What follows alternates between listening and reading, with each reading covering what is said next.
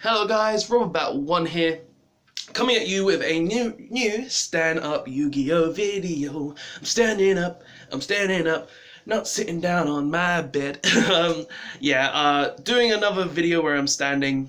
These feel a lot better than just sitting down, shrugging and everything. So I might do these more often from now on.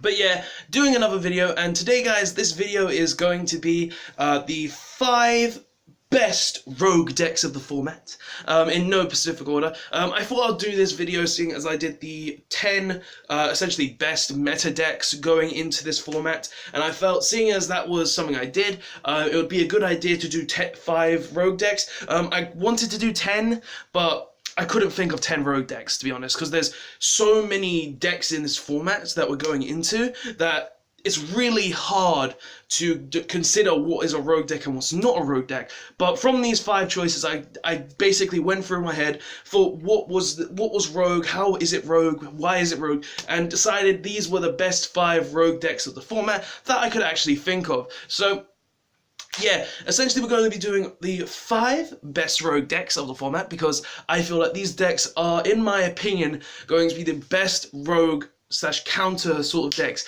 to majority of the meta. So seeing as we are now in the video, let's go off right away, starting off with the first deck that I'm going to talk about, which is do I have something I can point at?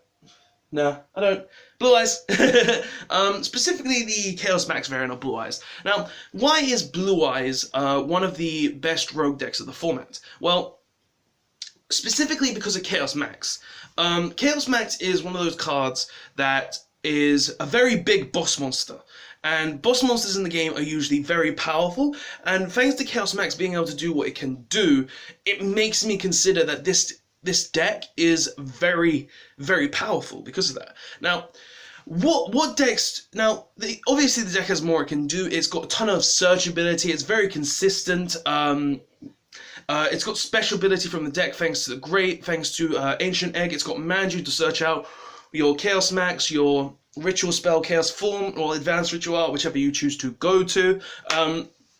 And looking at it from those perspectives, I felt like Blue Eyes Chaos Max was one of the more consistent rogue decks of the format that could actually compete with majority of the meta. Now, what would be the Chaos Max's Blue Eyes deck, or other variants of Blue Eyes deck, whichever you're running, best variant, best matchups?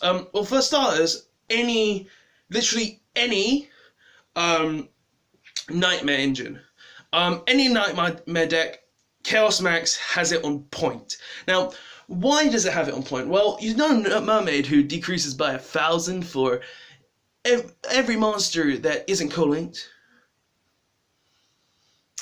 Chaos Max is 4K. 3K now.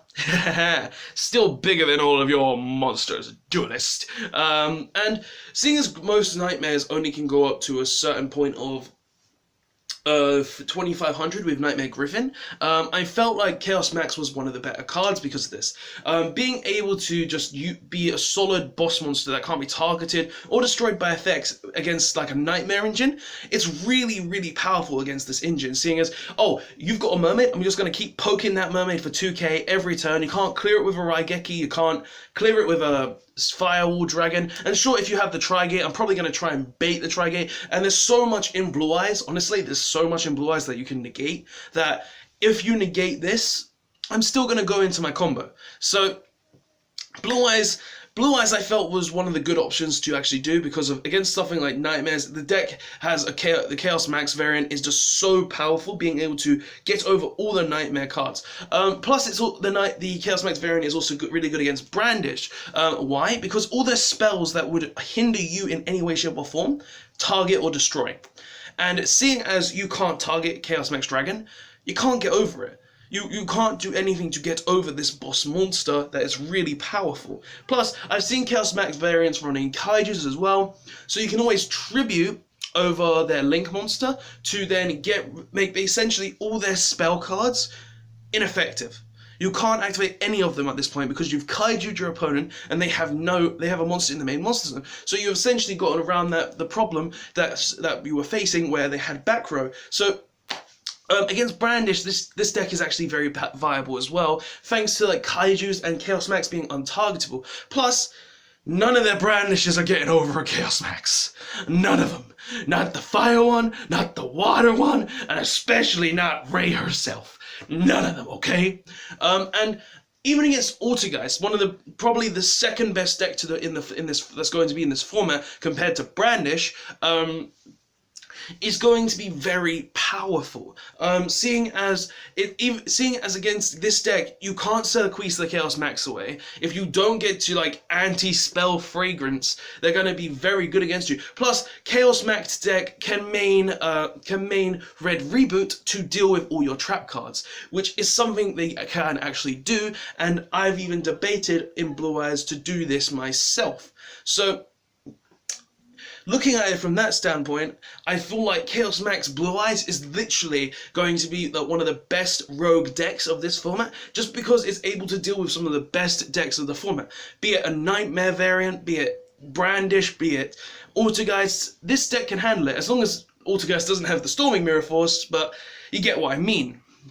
So, I believe Chaos Max Blue Eyes is actually a very good variant of this format for a rogue deck.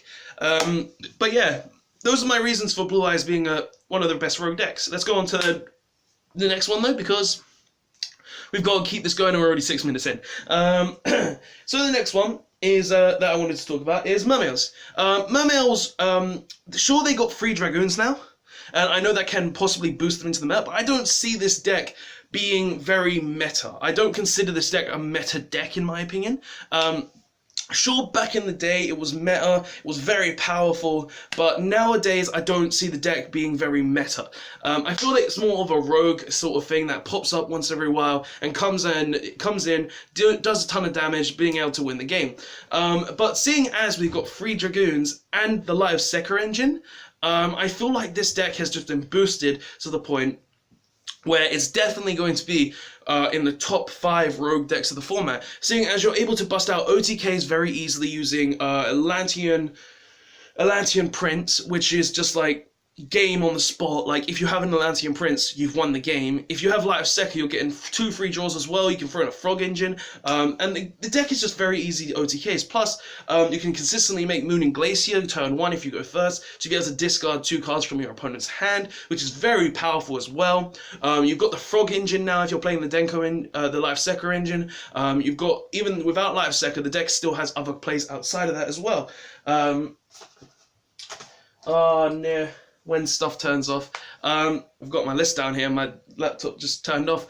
But yeah, Mammals essentially, they have a lot of power in it themselves, and because of this, I feel like they're going to be possibly one of the best rogue decks, and being that as it may, even though they've got 3 Dragoons, I don't see them being meta. I just can't see this deck that keeps popping in and out, in and out, in and out, being ever considered meta. It's more of a rogue variation of a deck, and even because of this, I feel like the deck is very powerful. But, you know, Mammals, they're able to generate FTKs, OTKs, no FTKs, sorry, OTKs. They're able to generate hand loops with Moon and Glacier. Well, I don't think they've ever hand looped. I don't know about that one. Maybe. There's probably a way you can do it. And it just makes me think that this deck is definitely going to be one of the best 5 rogue decks, just for the fact that it's got great OTK potential. They've got the Light of Seeker, and they've got 3 Dragoons. They've just got a very consistent engine that can't be denied. So, this deck, definitely a good deck. It's going to be a very annoying deck to play against, and it can basically deal lots of damage to every deck in the format, as long as you don't go up against maybe Nightmares, because you can't really out the Nightmare loop, the Nightmare because it's like really actually hard to get out of that, because you can't target, you can't destroy, you can't, well, you can tribute, but you can't do a lot of things to the entire loop, so, yeah. But yeah, Mammals are definitely a solid option as well for a good rogue deck this format. They are very powerful, and they do have a lot of combo ability. The next one I wanted to talk about is Tella Knights. Yes, Tella Knights. So Tella Knights are actually going to be a very, very good rogue deck this format. Essentially, I consider these on the same level as Altergeist. They are basically the previous Altergeist, or Altergeist are like the Tella Knights of the past, of the future, where they have a ton of stuff that can do a lot of damage. They're very trap heavy. They rely on doing a lot of things turn one. And Tella Knights, they're basically the same. Seeing as the only difference between Altergeist and Tella Knights is that Altergeists have Siliquise, which is a Kieran, and Tella Knights don't. But Tella Knights can also use other things that Altergeists can't, though. They can use Card of Demise, which is very powerful and didn't even get hit on the list. So this is a very good option for a rogue deck to play. They've also got negate ability through Stellar Nova Alpha. They've got Trigger, which can just compulse the whole board back to hand, which is another very good card, and also discard a card out of your hand as well. They can also make gain use out of Isolde, which is also a very powerful card, which is obvious. We've known about this card for a long time, and we already know it's very powerful. And they can utilize floodgates, such as Anti-Spell Fragrance, same as that, Imperial Order, Rivalry of the Warlords. Like, they can utilize a lot of these cards that other decks can't. So I feel like this deck is going to be very good, this format, just because it's a very good rogue option, just because it has the accessibility to tons of floodgates, has the accessibility to Cloud of Demise, which is just drawing free, setting many cards, is just still really powerful. They can also use Pot of Duality, which is another thing that Altergeist can use as well. Like, honestly, I don't see how people haven't realized that Tella Knights are essentially Altergeists of the past. Like, and I'm playing both of them. God damn it! I just can't leave my Tella Knights behind. My Tella Knights. But yeah, essentially these two decks do have a lot of in common, and I feel thanks to that, and thanks to the fact that Tella Knights can use a lot more cards outside of that, just gives them a bit more power and a little bit more reason to use them. So yeah, Tella Knights definitely a good deck to use this format, just because it's able to utilize floodgates. You've got very good engines. It can utilize the rank 4 toolbox to the max of its ability, such as Utopia the Lightning, Tornado Dragon, anything along those lines. It can utilize all the floodgates in the game, Rivalry of the Warlords, Anti-Spell Fragrance, Imperial Order. Like, it has essentially the same power as Altergeist, and I feel like this deck is on the same level, just a little bit weaker thanks to the Siliquise combo. But yeah, that's that one.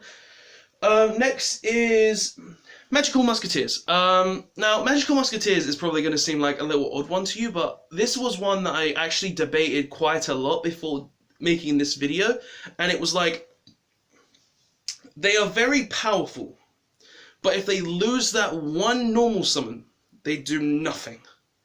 And looking at that, it really did make me think, well, what in the format can stop normal summons? Turn 1, that is. Turn 1. Because this deck usually wants to go first. It can go second, but it usually wants to go first. And the only thing I thought that could do that was Judgment, Warning, and TT, which is only in one deck, and it can stop all other decks. And looking at it from that standpoint, it made me think, this deck is actually really good. And seeing as that was a factor into making this video, I was like, okay, well, Magical Musketeers are actually very good. It has a good matchup against majority of the meta, such as Brandish, such as Altergeist, as long as they don't open the anti-spell, you go first. And it even has good matchups against Goki, because Nightmare variants, because they don't make extra deck monsters, so they can always gain their effects. Well, as long as they can go Griffin on their board, but I digress. They could have it, they could not have it, but also if they have a fire, well, that's a problem. But they do a lot against these sort of decks. Plus, they have access to hand. Plus, every spell or trap card in their deck is a hand trap. And that's something I thought was very good about the deck as well. Seeing they've got Cross Domination, which allows them to negate monster effects, which is just insane when you think about it. Being able to negate that key Goki card or that Isolde to essentially stop them from being able to make the whole Nightmare combo. Being able to negate the Multi-Faker if they ain't got a Protocol on board to stop them from getting the Silly Queeze. Being able to negate the Fire Brandish Maiden to stop them from getting their spell back to their hand. Like this, looking at it from these standpoints, I feel like Magical Musketeers are actually quite decent and they can do quite a bit. Now, obviously they're not going to be the top 3 of this list if I was to rank them, but it's still a very good option for a rogue-based deck. It has good decently good matchups against majority of these majority of the meta decks. It can do a lot in its own right, thanks to being able to have every card as a hand trap. Plus, cross-domination, having the spell and trap negator, counter trap is also very powerful as well. And it just makes sense for them to actually be pretty decent and be on this list, just because they also have ways to stop their destruction through their trap card, which I can't remember the name of for the life of me. They have a lot of searchability, recyclability through Doctor, and like they even have a ton of draw power through stuff like Kid, the Kid one, the one that discard 1, draw 2. And when I was looking at it, I felt like this was actually pretty good. Plus, it's another deck that utilizes Toon Table of Continents, which is really good. So I felt like this was a good option to put on this list of 5 good rogue decks, and yeah, so it does have a lot going for it right now. But yeah, that's Magical Musketeers. The last one though we're going to be talking about is one that it's something that you can consider meta, but I personally don't consider it meta, same as Mammals, because it doesn't do a lot. It's something that comes in and out, in and out, in and out. And that is... there's some fire going on over there. Burning Abyss. Yeah. Burning Abyss. Yeah. Well, do I really have to... Yeah, I gotta explain this one. It's a video. Burning Abyss. Now, Burning Abyss as a rogue deck in this format is actually going to be a lot more powerful than it was before. And for those reasons, it's got Light of Seeker now. And I know, oh, Light of Seeker, what does that change? We had Pot of Desires, we had other cards. Yeah, you did, but now you got a Pot of Greed, and it gives you 3 draws in the case of 1.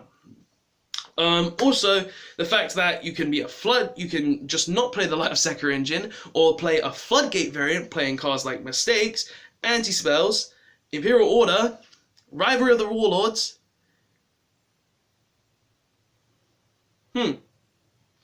Any Floodgate you could possibly imagine. Do you see where I'm going with this? This deck is still very good. This deck is very powerful. It's not in the meta, but it's still very good. This deck has been around for pretty much 4 years. And when we get Cherubini, it goes back in the meta. But currently it doesn't, so it's not meta. And looking at it from this standpoint, I really did think, oh, this deck, no matter what you do, is viable every format. It's not meta, but it's viable. It's been able to top YCSs, it's been able to win regionals, it's been able to top regionals, it's been able to do so much, and going into the national season and looking at it from all angles, I honestly could not say otherwise that this deck wasn't going to be somewhat relevant. Milling through with Dante, getting that Seer Graph if you're a lucky bugger, it's really good. Milling any BAs is really good. Milling a Rhino, having Rhino in general to special summon more. It's just like the deck has a lot in it. It has a lot of capability, and that is where I look at things like this and think, oh, this deck is decent. It is very decent, and it is very viable, this format. And I hate to say it, because I'm personally one of the people who don't like BA very much, because I had to deal with it when I had Tella Knights, and in Necros format and everything. But in the long run, I felt this deck was probably the best rogue deck on this list. Being able to just make Dante mill free, be able to use hand traps, being able to just use anything you can possibly imagine. A trap variant, a hand trap variant, a Light of Seeker variant. There's so many different ways you can go about making Burning Abyss, and looking at it from that standpoint, I really do feel Burning Abyss is going to be a very good rogue deck this format, possibly the best, seeing as it still has a load of playability. Like, its matchups are very easy as well. You can't stop the mill with Dante, you can't really stop the special summons. Like, if you're in Protocol or BA, they're just going to summon another BA, plus we ain't got Maxi, which stops that. As long as they don't get Reapered, they're going off. Simple as. But yeah, like, against Brandish, it's really good, seeing as they don't really have much to stop Dante or anything like that. Against Altergeist, it's really good, seeing as they only really have the Solemn Brigade to stop it, and if you TT them, they're still going to get their effects. Against Goki, against Nightmares, it's probably going to be a bad matchup for you because you can't make your Dante and all that, which I admit is annoying, but if you're playing a trap variant, you're probably playing cards like Storming Mirror Force anyway. If you're playing against like literally any other deck, you're going to have a decent matchup. But yeah, I feel like these 5 rogue decks are very, very viable this format. They're very good. They're not meta, but they're rogue in my opinion, and I feel like that's where these decks get their power from, and where they just come out of nowhere and can actually do really well. But yeah, guys, tell me what you think of these 5 decks. Do you think these 5 decks are very good rogue choices for the format? Do you think they're very powerful? Do you think they're kind of weak? Do you think they're not good enough? Or do you think I missed a rogue deck that's maybe better than any of these choices? Tell me all of that in the comment section below so I can hear your opinions and your thoughts, because I always like to hear your opinions and thoughts and just get discussions going and hear what you guys think. But yeah, guys, don't forget as well, if you liked the video, don't forget to press the like button to show that you liked the video. If you want to see more Yu-Gi-Oh content from me, don't forget to press the subscribe button to be subscribed to my channel and get those lovely videos of mine in your subscription box. And if you want to be notified of those videos that come out and maybe don't appear in your subscription box because YouTube's